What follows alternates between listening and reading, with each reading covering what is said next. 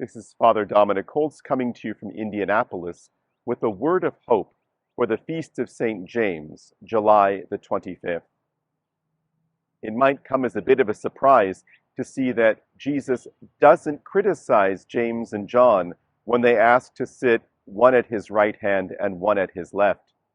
We know earlier in his ministry, Jesus had criticized these sons of thunder when they wished to call down fire from heaven on those who opposed the preaching of Jesus. But not this time. And why might that be? I think at least it's in part because James and John are being, somewhat reasonable. They are willing to drink the cup that Jesus will drink. They know they're willing to receive suffering, even suffering to the full, to their death, for the sake of Jesus. But they want to know that their ministry will count for something. They want to know that the result of their witness is going to mean something.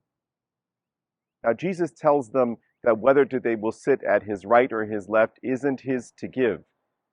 And in fact, it's not for us to know that either.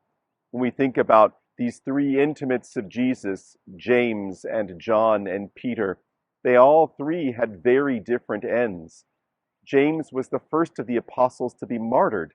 You might have thought he had too short a career as an apostle, but his death spurred the apostles to move out of Jerusalem and to bring the word of God to the whole Roman world, and indeed to the whole of the known world.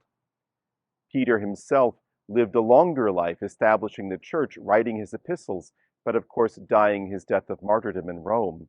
While John died in exile, not for martyrdom, but first caring for the Blessed Mother, and then giving his great witness through his epistles, through his gospel, and through the great revelation.